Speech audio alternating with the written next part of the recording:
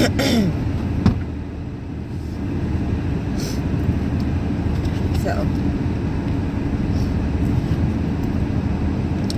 another day, another tear.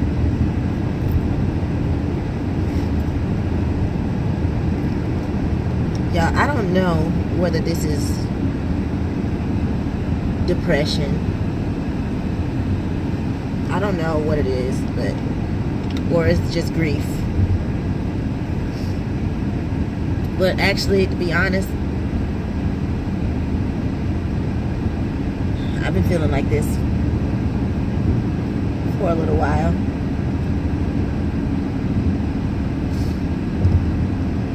So I told y'all about situation when I was younger,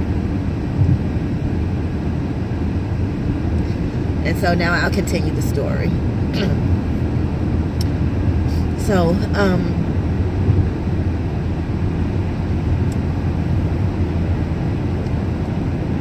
the fact that I was I guess sexually abused or whatever, and that was the first time, but it happened again. So the first time was, you know, I told you, my grandmother's boyfriend. That was when I was 4.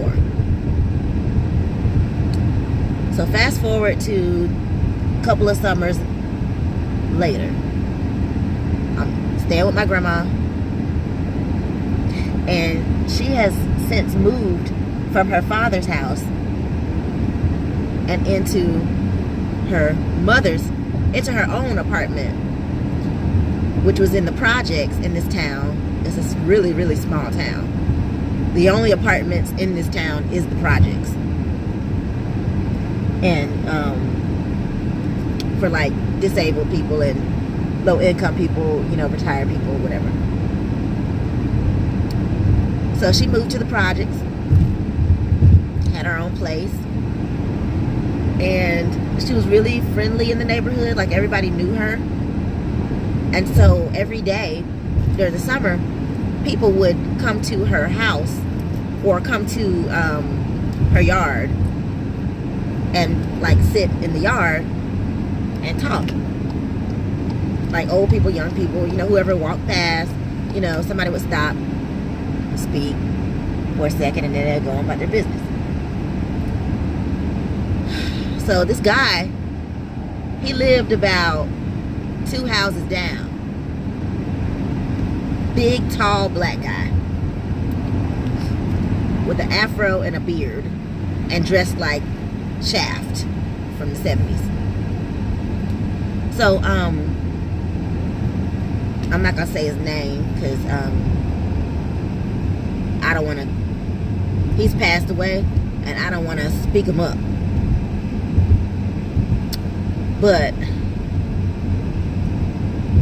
his niece was my cousin. A little distant, you know, third, fourth cousin, something like that. Maybe fifth. I don't know. But his niece was my friend and my cousin. And I remember her warning me. I remember her telling me that he tried to do something with her. And I'm like, okay, you know? But I didn't correlate, you know? So he used to always ask me to do his hair. Y'all, okay, so if a grown man always wants a little girl to do his hair, play in his hair, and that's not like the dad, or, you know what I'm saying, like close relation, even if it is close relation, I've noticed that is a sign of this person is trying to get close to this child to do some things. So he's always asked me to play in his hair, which means that he would have to sit in my lap or sit between my legs while I put grease and Jerry curl juice on his hair. I'm telling you my age. But so I would put the Jerry curl gel and juice and stuff on his hair and play in his hair and stuff like that. And he'll be like just all relaxed. Well, one day, I don't know where my grandmother was. I think she was outside. I'm not sure. But one day he was like, "Come on in and do my hair." So I says, "Okay." You know, not thinking nothing of it. So I'm doing his hair. Then he was like, "Don't your grandma got some grease in the bathroom or some more gel in the bathroom or something like that?" And I was like, "Yeah, let me go get it." So I walked him down the hall to the bathroom, and he came in behind me and closed the door. So my grandmother, she was already like disabled. So she had the disabled apartment. So in the disabled apartments, they have like bigger bathrooms with rails in this apartment complex.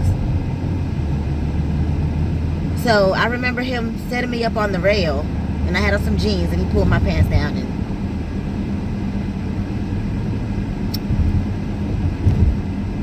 it really hurt. And I remember thinking, what the fuck is wrong with this man? Why is he doing this to me? And he was like, make sure you don't tell nobody. Don't tell nobody. And I was still just frozen. I was just like,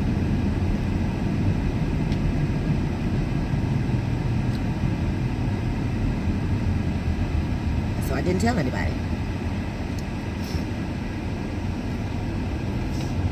So I go back home after the summer's over.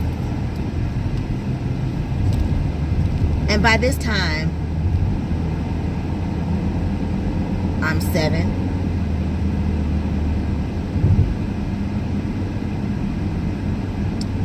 But through those 2 experiences, it's like I knew what sex was. I knew what it was.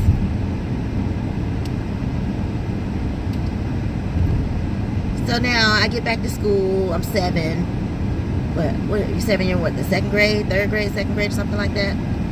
I go through 2nd and 3rd grade, and then I started looking really awkward, which I probably look awkward right now, but really awkward, the awkward stage. And I was always outside playing, so I was always playing in the sun, and I got really, really dark,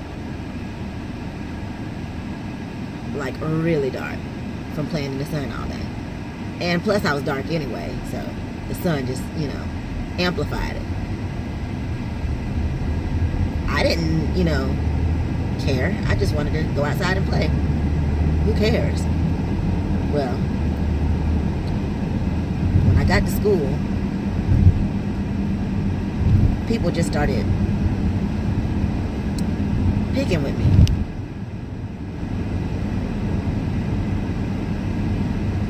Like picking with me. And I'm like, oh, that's funny. Then they started calling me black. They started calling me ugly. Every single day. Every day. And then it got to the point where when the teacher would leave out of the room, it's joke time on me. And I just didn't get it because I didn't think I was ugly. I didn't even know what ugly was. I'm gonna be honest with you. I didn't know what ugly was. I never heard the word, really. You know what I'm saying? Like, I never paid attention to the word ugly or somebody being black. Like, those were terms that we didn't talk about in my household. So how was I supposed to know? I never saw it on TV. I just used to watch Transformers and My Little Pony and Nickelodeon and stuff. So I didn't really know, you know what I'm saying, the concept of ugly or, you know, any of that until I got to school. Well, they quickly let me know that whatever ugly was, I was it. They treated me like a black plague to the point where they didn't even want to hang with me. They didn't want to play with me. And this was every day. And it was a lot of black people. It was my own people. I had to hang around white people because they were the only ones who would really play with me, you know. So eventually, like 6th grade, went to middle school. And then because of this, I kept getting beat up. Like, I kept getting beat up by people that I had no problems with, people that I barely even knew. Just walking up to me trying to fight me and stuff. Like, what the hell is this? And this is in South Carolina and the islands. So the island people are a little bit mean from my perspective. But anyways, yeah. So I'm telling y'all this because this is what shaped my form of thinking for what I'm about to tell you. So yeah, so I was like every day. Then finally, and then so you would think that, okay, that's just in that area, but no, because when I went and spent the summers with my grandma, it was the same thing. The boys at church, my cousins, the boys in the neighborhood, it was like they would just find I just had a target on my head. Like, I don't know why. I just looked like I had a target on my head, and people just thought I could just talk shit to this person and laugh about it all day long for nothing, for no reason. And I couldn't even talk back because it's like, you better not say anything back, because if you said anything back, it's like, oh, now we're really gonna get on you, you know. It's just, so I just kind of had to shy away from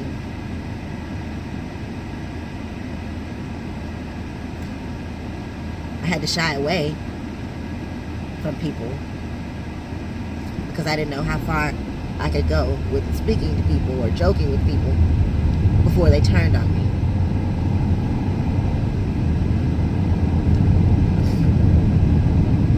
Wow, I never even thought about that, like, until now. I was wondering why I was so reserved when I first meet people, why I'm so shy when I first meet people. That's why. I can't even sit at the front of a bus. I can't sit at the front of anywhere. I always have to pick the last seat in the back. I always have to be in the back.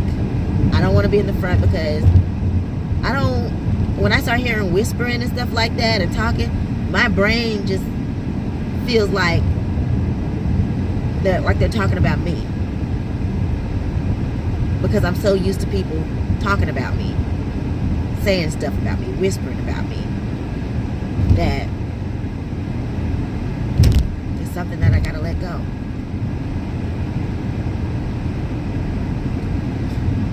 So,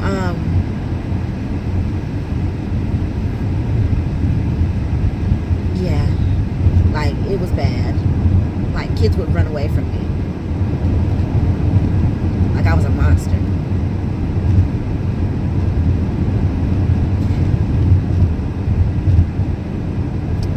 Then, so fast forward, I'm 12, and I have a friend. Her and her sister were my really good friends. They were Mexican and white mixed. I don't know why I just had to disclaim that. I don't know. I think you tell the story better when you tell the people's race, I guess. I don't know. But yeah, they were my good friends. They were sisters, and and they lived on the other side of town, and I would go and ride my bike over their house all the time. So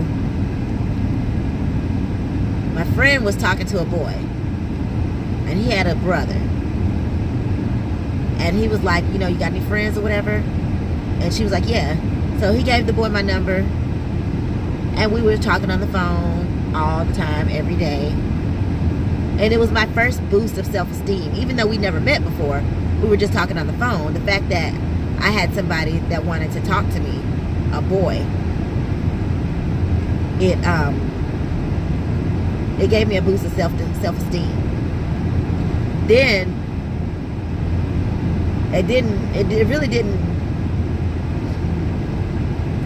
really didn't help that my mother used to always put my hair in plaits like I was a 6-year-old, all the way to like the 5th grade, 6th grade. You know, it just looked probably weird, you know, this girl, these 6-year-old ponytails all over her hair, or plaits all over her hair, or whatever. But finally, when I became 12, you know, I started, you know, asking her, like, Mom, can you put my hair in one ponytail with some hair hanging down in the back and a bang? Because I saw people wearing that. And she was like, okay. So she started doing my hair with one ponytail hair, you know, straightening it out with a straightening comb. So I was starting to look a little bit more like everybody else. Then she took me to the store for the first time to buy clothes that I picked out. So that kind of helped. And then one day I went to the movies with my friend to meet the boy that I had been talking on the phone with the whole time. I met him, and he was okay, and he didn't run from me. He didn't like try to run away or try to, oh hell no, I don't want to talk to her, she ugly. Hell no, she black as fuck. No, it wasn't none of that. It was like, he was cool. And even after the movie was over, we were standing outside the movie theater. I remember before my mom came and picked me up, he kissed me. So I had my first kiss at 12. And I was like, oh, okay. I got some self-esteem, got some confidence, you know. I'm okay now. I'm fine. Until one day I went to sleep in Beaufort, South Carolina. Regular night. I'm starting to have a little confidence. I'm starting to, you know, acclimate, and I think everything's gonna be okay. I think I'm not gonna be like an ostracized person anymore. I was starting to be a little bit more happier, like, okay, I can do this. And then so I went to sleep one night in my bed in Beaufort, South Carolina. And when I woke up the next morning, I was in North Carolina, laying on my grandmother's couch. How did I get here? Are we at Grandma's house? Yeah, we're at Grandma's house. We live here now. And you're going to go to school here. Right. Where's my stepdad? Don't worry about it. Like, don't ask any questions. And it just,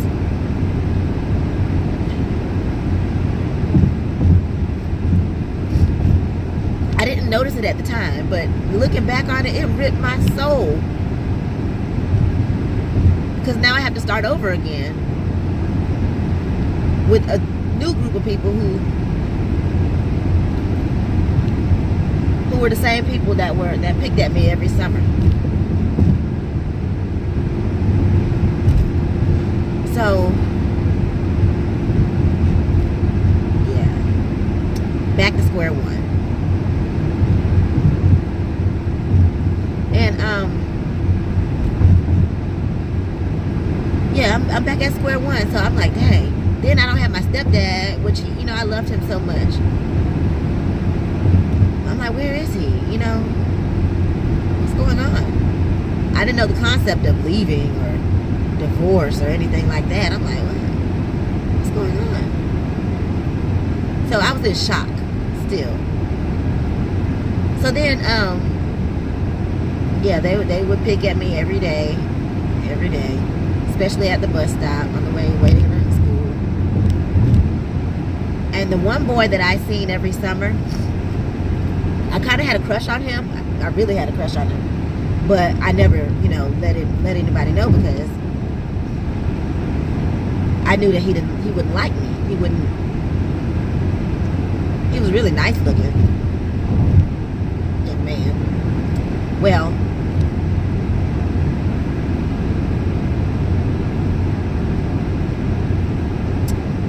oh, yeah, I left out the part about when I technically lost my virginity when I was 11, the summer before, with a boy I didn't even know. I gave away my virginity like that.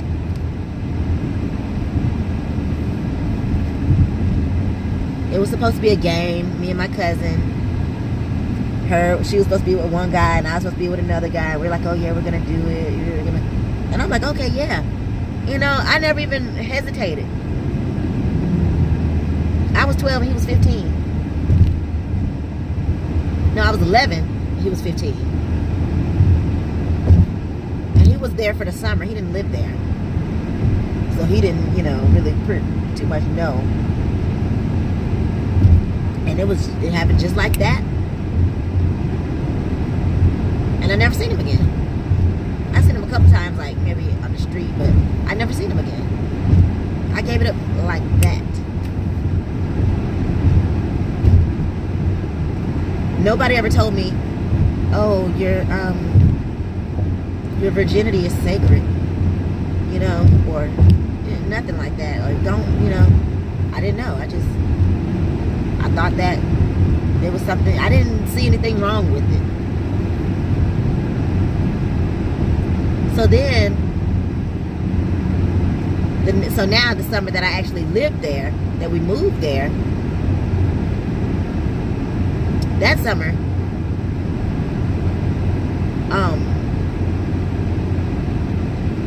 the boy that used to pick at me the hardest, one of the boys that used to pick at me the worst,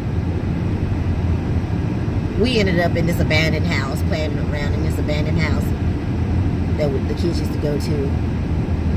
And he was like, wanted sex. I was like, what?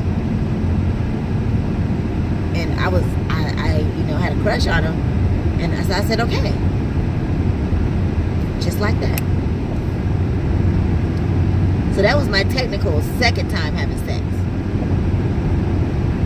I was 12. No, I was 13. No, I was 12. I was 12. I was 12. And I remember he had a larger member, and it really, really hurt. Like, I think that's when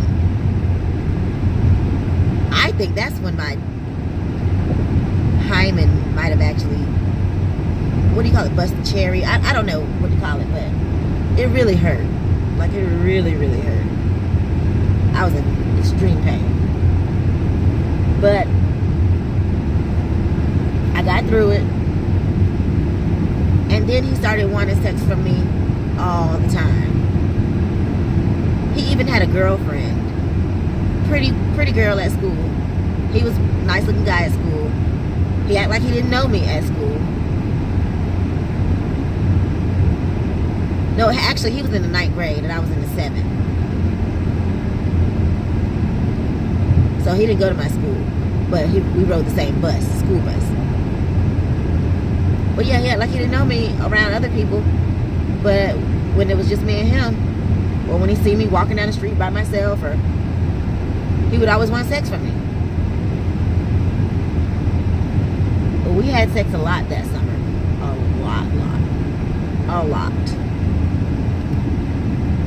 And then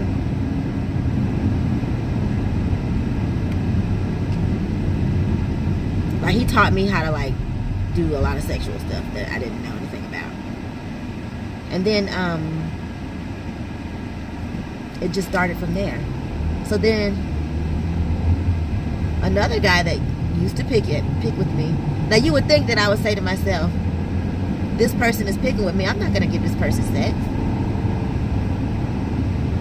But I didn't think that way. I thought like, maybe this person likes me a little bit, you know? And that was the start of something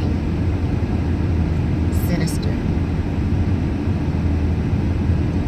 Because before you know it, I had sex with most of the guys in the town. And that, I began to own that as my personality. So by the time my mom, because she only stayed with her mom a year, she got her own place in the next town over. So by the time we moved to the next town, I was a certified hoe. At 13. And the killer part about it is I wasn't even getting paid for it. So that I was the slut.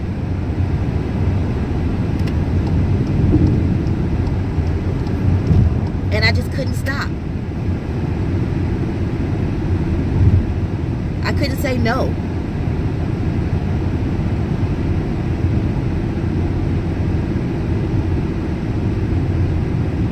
I never said no.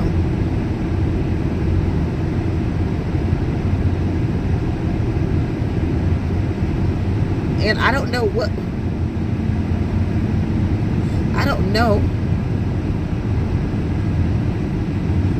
why I was like that. Why I couldn't say no. I just couldn't.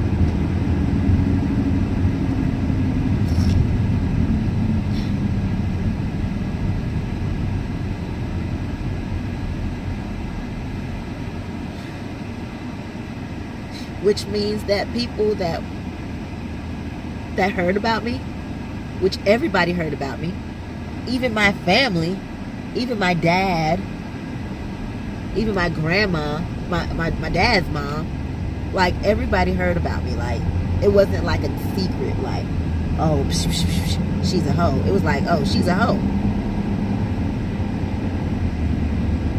And people that I didn't know, as soon as they heard about me, of course, here they come. I had no personal, real relationships with any of these people.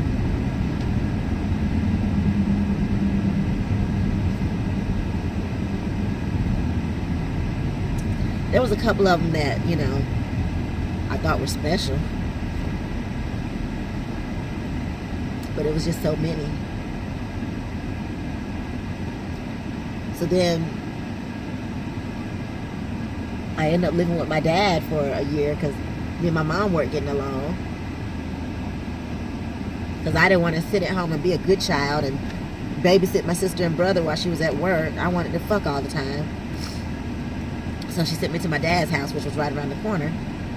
He's a preacher. It was worse when I got to his house. Because I had easy access because he was always at church. Always at church. And would leave me with my brothers. And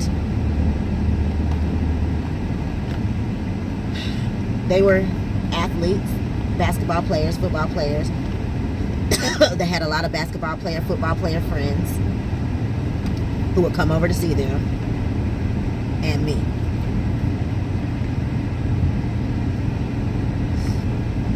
So yeah, it just got worse and worse and worse. By the time I moved to Raleigh, you know, and I tried to keep up. I tried to keep a list of everybody I had sex with. How many times I've had sex with them. Tally marks. But you can only have so many pieces of paper before it starts looking weird.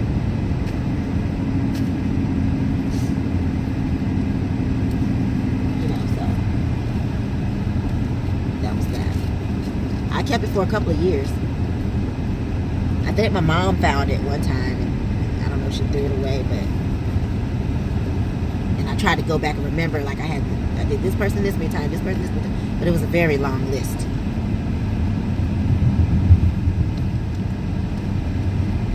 So it's like when I see people now that people talk about or call them hoes or call them this, that, and other, I don't really judge those people because I'm like, things I've done, honey. Even once, and I've never told anybody this, when I was 14,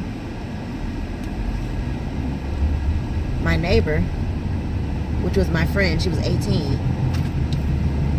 know, and at my dad's house, I couldn't leave off the porch, so she was pretty much the only one I could talk to because she lived next door, and she'd sit on her porch, and I could sit on my porch. Or maybe I could go over to her porch, but that's as far as I could go. Even though I had sex with her brother when I was there with my mom, you know, I didn't really have sex with her brother when I moved with my dad. I just would see him here and there, you know, we were cool. But we used to do it like all the time when I was there with my mom. But nevertheless, him and his friends. Nevertheless,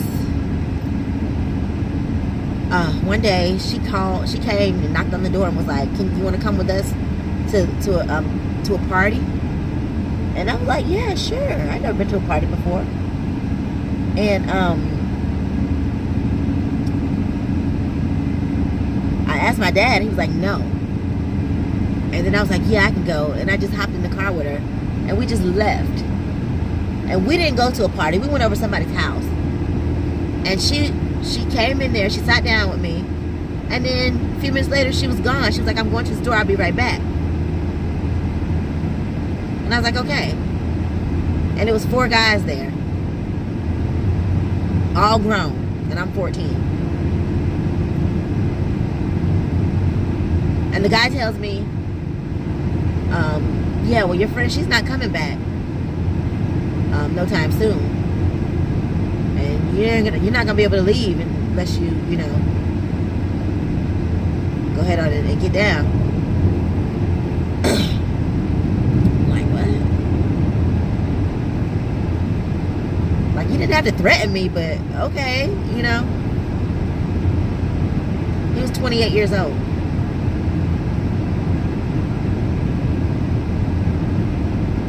Then one of the guys was my cousin.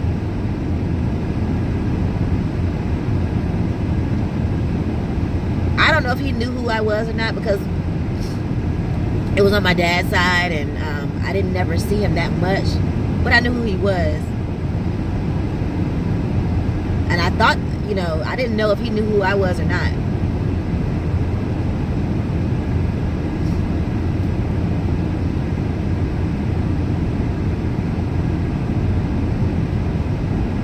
But I couldn't leave until I did everybody in that house.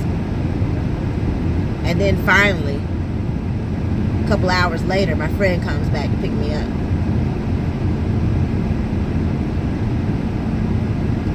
Looking back,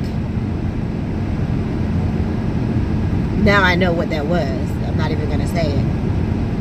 But at the time, I was like, what kind of store is she going to? What kind of store? Where kind of store is she at? Why is she taking so long? So, yeah. So by the time I moved to Raleigh, which was a bigger city, I was wide open. Like, I had, every time I got a friend, like, I was a really good person, I thought. And every time I got a friend, you know, somebody that I thought that I could talk to, hang out with, once they realized my reputation and the things that I did, they didn't want to be friends with me anymore. So I pretty much stayed to myself, you know. I tried to hang around, some crews of people, some groups of people, but it just never worked out. Once they realized, like, what I did, they didn't want to be associated with me.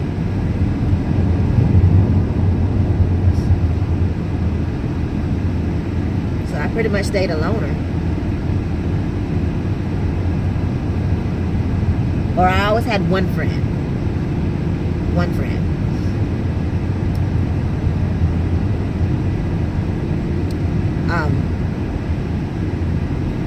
I'm not saying this to glorify the things that I've done.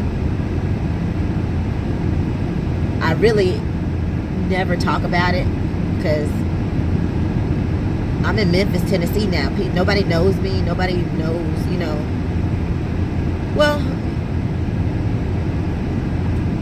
I have a few friends and they know me. But I don't really fool with too many people. So it's okay because nobody really knows me, I guess. But yeah, if I see somebody that's, especially a young person that's just out here just wilding, doing hoish stuff, I don't judge them because I'm thinking, like, I don't know what they've been through. But I know what I've been through, and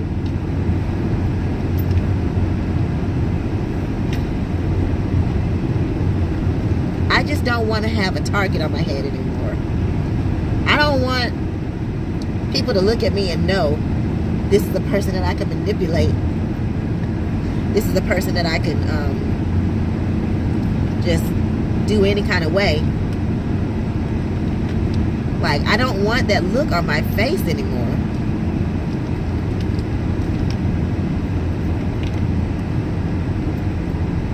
I don't want to be nice anymore. I want to have boundaries.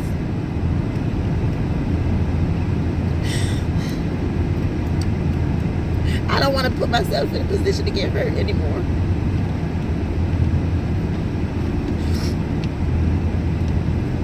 So that's all I'll tell you for today. Now, there's a lot more.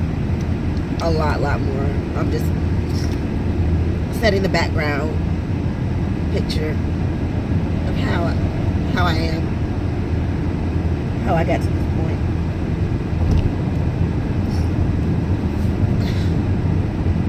I'll continue in a couple of days.